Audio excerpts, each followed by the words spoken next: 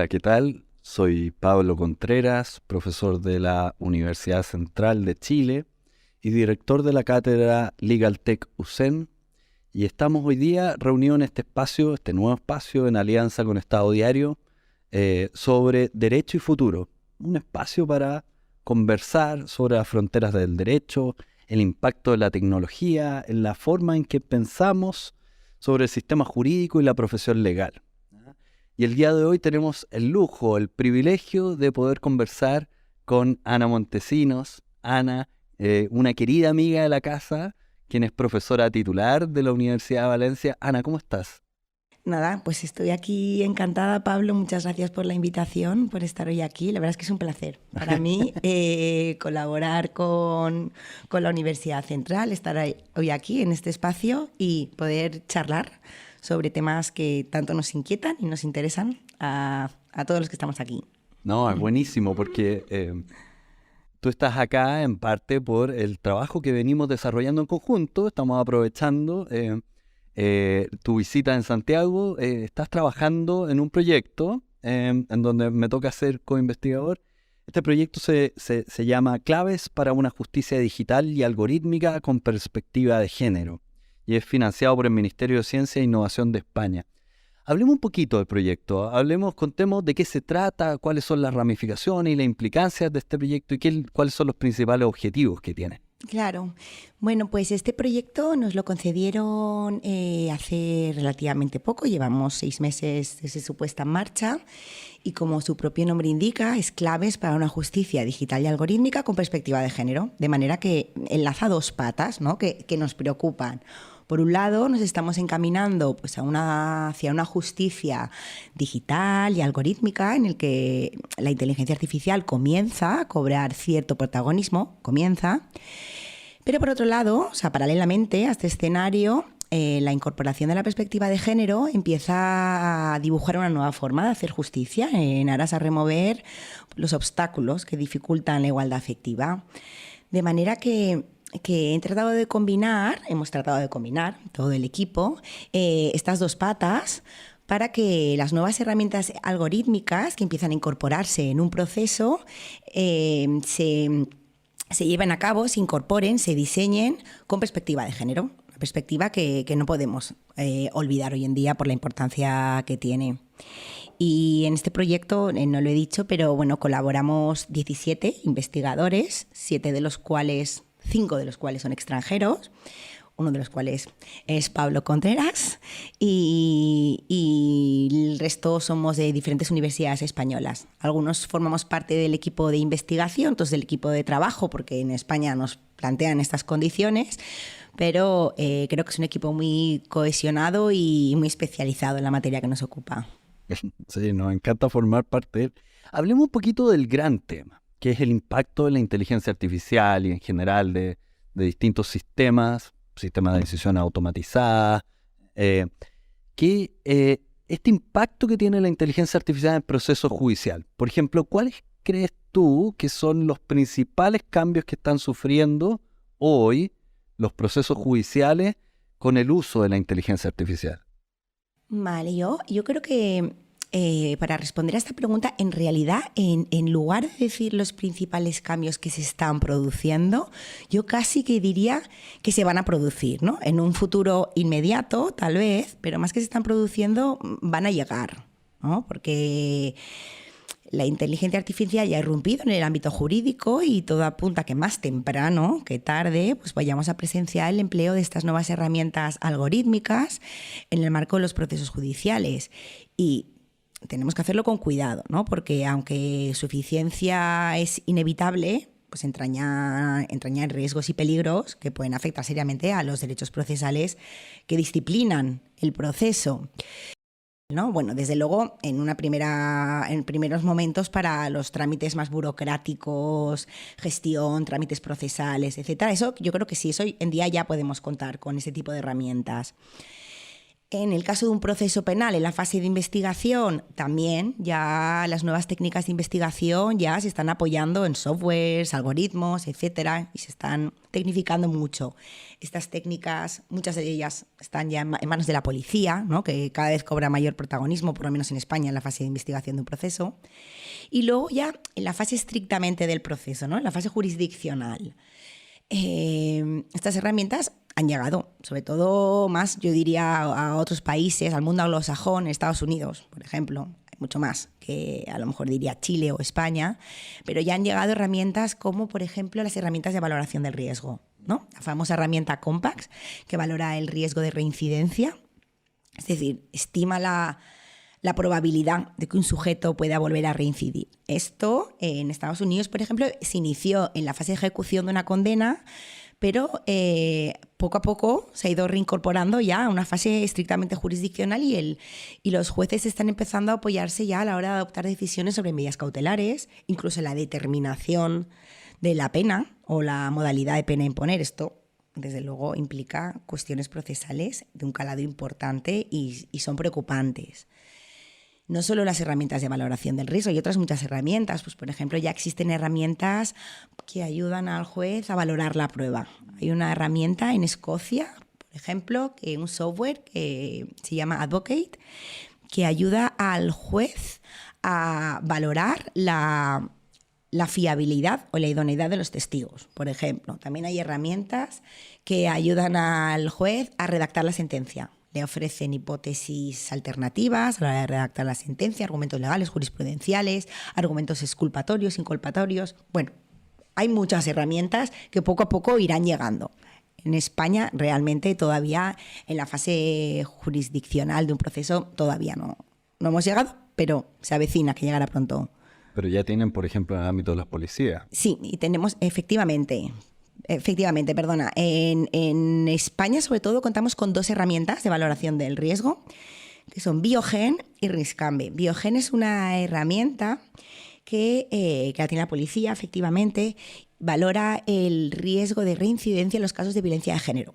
De manera que cuando una víctima de violencia de género interpone una denuncia, el policía que recibe esta denuncia pues introduce una serie de ítems, de datos de la víctima, porque le hace unas preguntas a la víctima. Esos datos se someten a un algoritmo que arroja un resultado que es el riesgo que tiene esa víctima de que vaya a volver a sufrir una nueva agresión, ¿no? Riesgo no apreciado, bajo, medio, alto o extremo. Y en función del riesgo, pues esta herramienta lleva aparejada una serie de medidas inmediatas de protección a la víctima.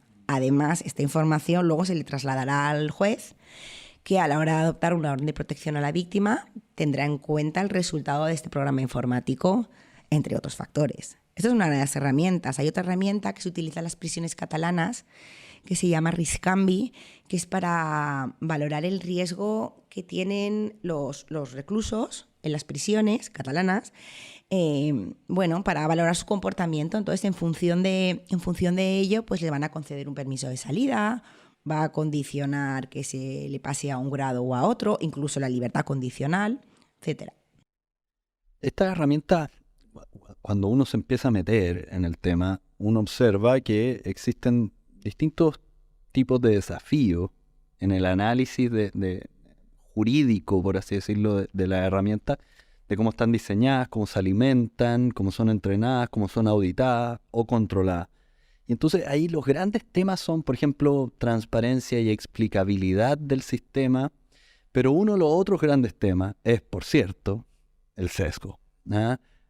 Tú cuando estabas mencionando Biogen, ahí uno inmediatamente empieza a preguntarse por los sesgos de la máquina o por los sesgos de la inteligencia artificial. Hablemos de los sesgos, porque yo creo que esto es una de las cuestiones centrales y que quizás preocupa muchísimo en el funcionamiento mismo y en la fiabilidad de los resultados. ¿Cómo es esto desde el punto de vista del funcionamiento de esta herramienta en el proceso o antes del proceso, en las policías, por ejemplo?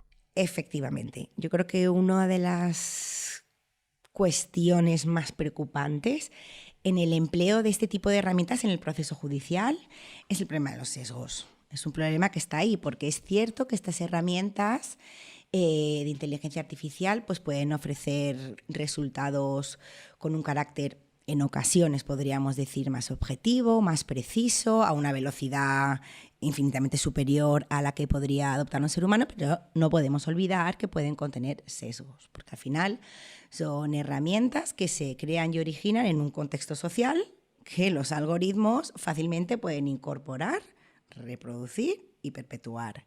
Y esto yo creo que se tienen que tomar medidas al respecto. Las decisiones sesgadas en un proceso judicial pues pueden producir resultados muy nocivos. Pues, entre otros derechos, puede afectar seriamente a la igualdad y a la no discriminación de las partes. Entonces tienen que tomar medidas al respecto. Yo tampoco me atrevo a decir cuáles son las medidas, pero yo creo que en todo caso estas herramientas, si se van a aplicar en un proceso judicial, van a tener que ser auditadas, ¿no? Y yo creo que se van a tener que someter a una entidad de supervisión independiente que las controle. Y ahí esto enlaza con lo que me has comentado de la trazabilidad, de la explicabilidad, de la transparencia. Pues bueno, contra más trazable y explicable sea la herramienta, pues a lo mejor es más fácil a priori detectar dónde están los sesgos e intentar corregirlos o solventarlos. Es que enlazando con la transparencia, el derecho de defensa es un derecho fundamental de las partes en un proceso. Y cómo nos vamos... O sea, las partes tienen que tener en un proceso conocimiento de todos los elementos que ha tenido el juez para formar su convicción, entre los que se encuentra el programa informático, si efectivamente el juez se ha basado en un programa informático al adoptar su decisión. Con lo cual, la opacidad de estas herramientas es preocupante. Es preocupante, de opacidad, tanto porque algunas empresas se escudan en el secreto industrial, como en sí, porque algunas herramientas son auténticas cajas negras. Entonces, esta opacidad yo no sé si se puede permitir en un proceso judicial. Y en concreto, el proyecto en el que nos estamos preocupando mucho por los sesgos de género, ¿no? Aquellos sesgos que están perjudicando a las cuestiones de género. La herramienta, por ejemplo, la herramienta Biogen es una herramienta que ha fallado. Profundicemos en el problema de los sesgos de género respecto a esta herramienta. En la experiencia española, por ejemplo, y en el uso de estas aplicaciones, estos software, ¿cuáles han sido los principales problemas que han detectado? Porque esa es la experiencia que es sumamente valiosa para el resto de los países que también están desarrollando este tipo de cuestiones. Claro, yo creo que aquí nos tendríamos que preguntar de dónde provienen los sesgos, ¿no? ¿De dónde provienen? No hay una definición jurídica como tal de lo que son los sesgos. Lo que sí que sabemos es que los sesgos algorítmicos reproducen los sesgos humanos, ¿no? Y cuando la máquina arroja un resultado discriminatorio que reproduce estereotipos de género, es cuando nos encontramos con los estereotipos de género, ¿no? Que tanto nos preocupa en el proyecto que estamos desarrollando. ¿Y de dónde vienen? Bueno, pues no siempre es tan fácil de identificar de dónde vienen los sesgos, pero bueno, yo creo que principalmente provienen de la base de datos, ¿no? De la base de datos que está a su vez, podríamos decir que proviene en ocasiones de los sesgos que incorporan aquellas personas que están diseñando el algoritmo, ¿no? Que de manera consciente o inconsciente, voluntaria o involuntaria, incorporan sus propios sesgos. También cuando los sesgos ya están sesgados por la realidad social en la que existen, ya están reflejando, son unos datos que reflejan patrones históricos de discriminación. Entonces se incorporan al proceso con todas las consecuencias nocivas que esto conlleva. Y en tercer lugar, en ocasiones estos sesgos también provienen porque la muestra de los datos no es representativa de la realidad sobre la que se está decidiendo, infra o sobre representan a determinados colectivos vulnerados, como podrían ser en este caso las mujeres. Bueno, por un lado provienen de la base de datos, pero también puede provenir del modo en el que se va etiquetando, ¿no? Se van etiquetando los datos, el modo en el que cómo se procesan y se atribuyen a los datos los atributos que les corresponden. Esto es uno de los principales sesgos también, esto vamos a pensar, por ejemplo, ¿no? Esto incorporado en un proceso, ¿no? Que una herramienta que se está alimentando de un enorme repertorio de sentencias, una cantidad ingente de sentencias, y estas sentencias incorporan sesgos de aquellos jueces o juezas que han incorporado en la sentencia sus propios sesgos. De manera que esta herramienta, pues por ejemplo, en un supuesto de víctimas de violencia sexual, esta herramienta está arrojando unos resultados que reproducen los estereotipos de este tipo de víctimas. Pues, por ejemplo, que una víctima de violencia sexual tiene que interponer inmediatamente la denuncia, tiene que retirarse de su vida social, tiene que estar traumatizada, tiene que haberse resistido. Pues una serie de estereotipos que existen en la conciencia de la judicatura. Y bueno, pues esta máquina probablemente arroja un resultado que nada o tenga que ver con el caso concreto de la víctima, en ese caso concreto que se está enjuiciando. Bueno, pues esto tiene mucho peligro. Y luego también hay otros sesgos que ya surgen una vez puesto en marcha el algoritmo, ¿no? El algoritmo se va alimentando de datos que iba incorporando sesgos, pero esto ya es una vez puesto en marcha. Eso fue el caso de TiEye, una herramienta de Microsoft que esta herramienta, yo creo que se vendía, así el logo era TiEye se vuelve más lista cuanto más interactúas con ella. ¿Y qué es lo que pasó? Que a medida TiEye se iba alimentando de los tweets, de comunicarse con los usuarios, y a las pocas horas de funcionamiento TiEye empezó a emitir contenidos homófobos, sexistas, machistas. Tuvo que ser apagada. Entonces, bueno, pues es muy preocupante los sesgos en estas nuevas herramientas que se van a incorporar al proceso, y tenemos que intentar detectarlo, y si hay una mínima probabilidad que se van a ver afectados derechos fundamentales, yo no me atrevería a incorporarlas en un proceso judicial. Quizás eso es parte de la reflexión que tenemos que hacer, digamos. Por ejemplo, déjame ir a esta pregunta. ¿Cuáles crees tú que son los principales derechos procesales que pueden verse afectados por el uso de estas herramientas? Bueno, pues hay bastantes derechos procesales. Yo voy a decir aquellos que de una manera más inmediata podrían verse afectados. Bueno, ya he mencionado antes el derecho de defensa de las partes, es decir, el derecho de defensa, las partes tienen que tener conocimiento de todos los materiales de los cuales se ha nutrido el juez para poder emitir un pronunciamiento.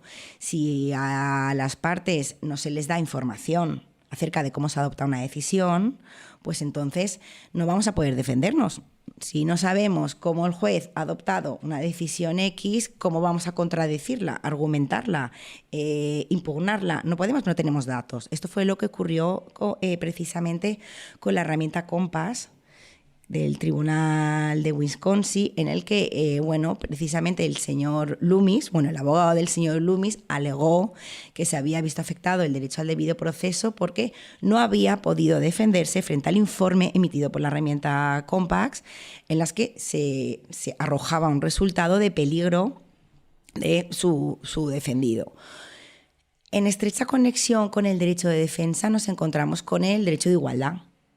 La igualdad, la paridad de armas, estas herramientas pueden arrojar resultados muy desequilibrados en el sentido de que solo una parte dispone de ellas. Pensemos en una gran empresa. Sin embargo, otra de las partes, un pequeño consumidor, usuario, no dispone de estas herramientas. Entonces, esto puede provocar que aquella parte que sí que dispone de estas herramientas esté en una posición mejor, en la que pueda preparar su estrategia procesal con muchos más medios que la otra parte. Entonces, la paridad de armas también es uno de los derechos que pueden verse afectados. La presunción de inocencia inevitablemente. O sea, estas herramientas de valoración del riesgo están arrojando un resultado que, si el juez se conforma acríticamente con el resultado arrojado por la máquina, sin contrarrestar y argumentar con otras pruebas, esto es muy grave. En ocasiones, además, podría hasta, yo diría, invertir la carga de la prueba, ¿no? Tenemos una herramienta que nos ha proporcionado un resultado y ahora parece ser como que el acusado va a tener que defenderse frente al resultado que ha arrojado esa herramienta. Bueno, pues la presunción de inocencia yo casi que diría que de los derechos que más me preocupan. Otro derecho importante que podría haberse afectado es la motivación de las resoluciones judiciales. A ver, es cierto que estas herramientas, las nuevas herramientas, pueden proporcionar al juez muchos argumentos legales, jurisprudenciales, que le pueden ayudar al juez a la hora de configurar la motivación de la sentencia. Eso efectivamente es así. Lo que pasa es que, ojo y mucho cuidado, si el juez entonces delega en manos de la máquina que adopte el juez, que redacte el juez esa decisión, porque, como he dicho, pues bueno, pues como esta máquina goza de una presunción de objetividad, ya lo dejamos en manos de la máquina. Bueno, eso por un lado. Como parecido, o sea, esa es la reflexión que se está generando a propósito de este famoso caso en Colombia, donde un juez utilizó ChatGPT para redactar la sentencia. Después hubo otro caso en Colombia, también en el mismo tema. ¿Cómo ves esa interacción? Jueces utilizando la herramienta, pero quizás a veces sin que aquello quede consignado en la sentencia. En este caso es evidente porque la sentencia dice expresamente que se utilizó ChatGPT para esto. Claro. Entonces ahí sí por lo menos existe un espacio para el control de, bueno, a ver, pero esta herramienta tiene estos problemas, yo puedo cuestionar la sentencia, puedo impugnarla, pero a veces eso no es tan evidente. Claro, a ver, si el juez emplea estas herramientas, desde luego que lo tiene que hacer constar en su sentencia, ¿no? A la hora de motivar esa sentencia, pero no solo tiene que decir he utilizado este algoritmo, esta herramienta algorítmica, sino tendrá que decir qué peso le ha dado, en qué consiste, qué características y los datos esenciales. Evidentemente no hace falta que se explique toda la herramienta porque no la entenderíamos, pero al menos una serie de pautas o unos rasgos mínimos para que aquel que se quiera defender de la herramienta pues pueda impugnarla y pueda atacar y pueda contraargumentar y justificar y defenderse. Y luego, desde luego, es que los jueces tienen que poder separarse de la decisión que ha emitido el programa informático. No pueden confiar ciegamente en el resultado que arroje el programa informático. Precisamente esto es lo que ha pasado en España con la herramienta Biogen. Nos hemos encontrado con que hace 2 años la Audiencia Nacional ha condenado al Estado español porque la herramienta Biogen, bueno, una víctima de violencia de género, acudió a la policía, se le sometió este informe que hace la policía que tiene que valorar el riesgo de la víctima y la máquina arrojó un resultado nulo. Es decir, consideró la máquina dijo que no tenía, el riesgo no apreciado. Entonces, sin mayores indagaciones, a pesar de que existían indicios de que efectivamente nos encontramos ante una víctima de violencia de género y había otras muchas diligencias de investigación por ahí que no se tuvieron en cuenta, la policía emitió un informe con el mismo resultado que había dicho la herramienta de Biogen. Eso se le trasladó al juez. Entonces, el juez, a la hora de dictar la orden de protección, no dictó ninguna orden de protección porque no lo consideró necesario, porque únicamente se basó en lo que le había dicho la herramienta Biogen. La víctima murió unas semanas después.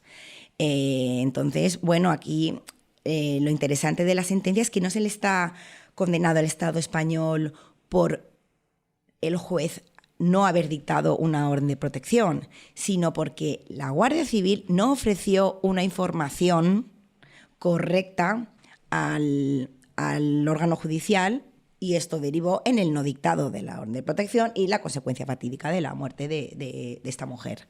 Claro. No hay que quedarse solo en el veredicto de la máquina, por así decirlo. Efectivamente, o sea, quienes deciden, o sea, la actividad sigue siendo jurisdiccional. Esto tiene que ser herramientas de auxilio, colaboradoras, que proporcionen información al juez. Y yo creo que, bueno, pues que todo aquello que coayude al juez a tener una posición más objetiva, más formada, pues esto tendría que ser bienvenido. Yo doy la bienvenida a este tipo de herramientas, pero siempre y cuando tengamos muy claro que la inteligencia artificial jamás va a sustituir al juez. Bueno, jamás tampoco lo tengo tan claro, ¿no? Yo creo que habría que ver. Desde luego yo no soy partidaria que en procesos penales en los que se adopta una medida que puede afectar a la libertad de un sujeto, estas máquinas yo creo que no tendrían que dar ninguna respuesta, pero vamos a pensar en aquellos procesos civiles más sencillos, con menos implicaciones fácticas, jurídicas, repetitivos, en los que a lo mejor juicios posesorios, por ejemplo, en los que el ilegítimo poseedor carece de motivo de oposición y entonces es muy sencillo, es una reclamación sencilla, el demandado no contesta y son procesos sencillos. Bueno, aquí habría que verlo. De hecho, ya existen procesos en China, en Estonia, ya se ha abierto la puerta, ¿no?, a estos, entre comillas, jueces robot en procesos civiles, sí, pero no penales. No, ahí claramente la evaluación de los riesgos y los derechos que están involucrados es parte de esa ecuación. Hablemos, para ir cerrando, porque hemos hablado bastante de la judicatura, pero ¿cómo están los abogados y abogadas, los bufetes, las firmas de abogados enfrentando esto? Porque tú lo pones muy bien, digamos, son herramientas que asisten y efectivamente aquí pueden haber grandes diferencias en cómo los estudios de abogados están integrando estas herramientas en su trabajo cotidiano o qué capacidades tienen realmente hoy día los abogados para poder entender de qué se trata y aprovecharlas también.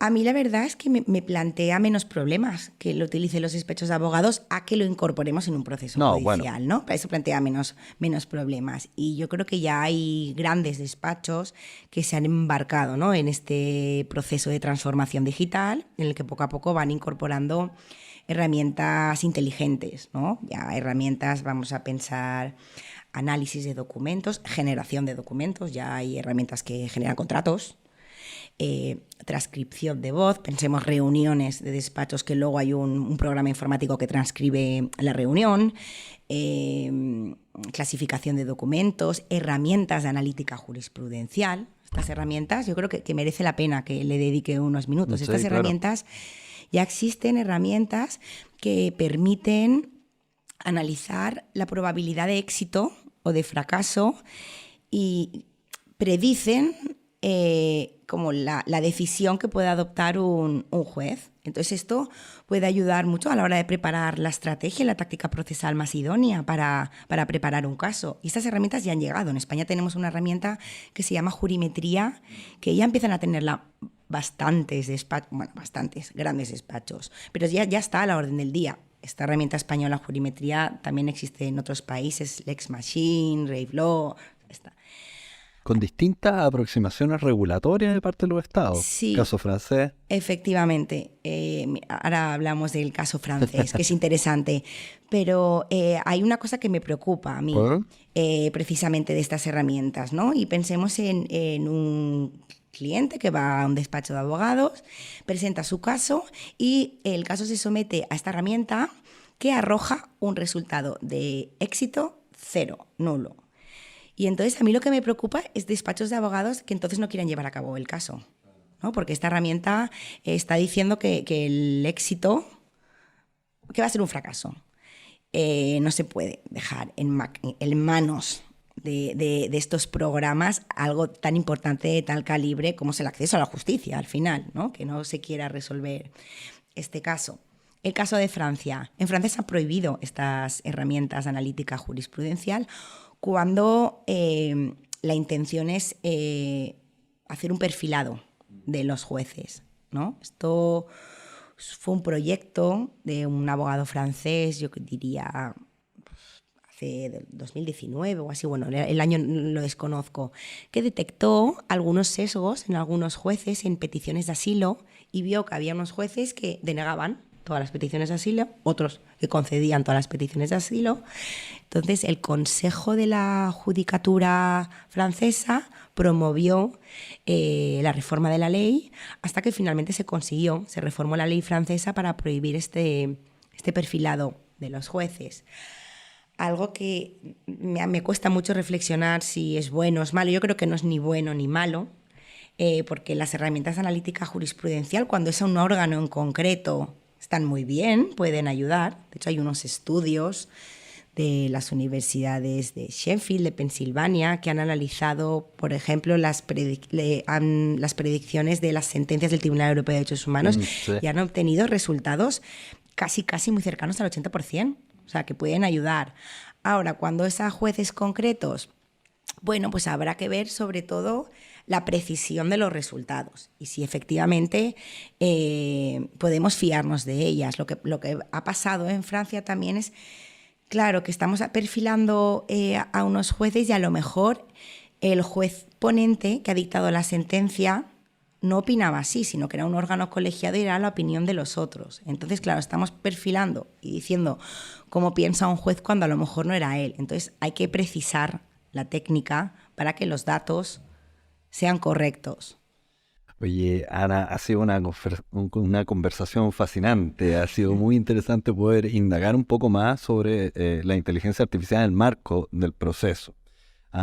Pero conectándolo con esta perspectiva, marzo es el mes de la mujer, el Día Internacional de la Mujer, el 8 de marzo, y en parte las actividades que hoy día tendrás en la Universidad Central se enmarcan en esa línea. Queremos agradecerte por ser la primera invitada a este programa, Derecho y Futuro, de poder haber conversado sobre estos temas y de que nos hayas visitado aquí conversando sobre la justicia digital y algorítmica y el sesgo de género. Muchísimas gracias, Ana. Muchísimas gracias, Pablo, y muchísimas gracias a todos vosotros. Ha sido un placer para mí estar hoy aquí. Y bueno, estaremos viéndonos próximamente en un nuevo programa. Muchas gracias.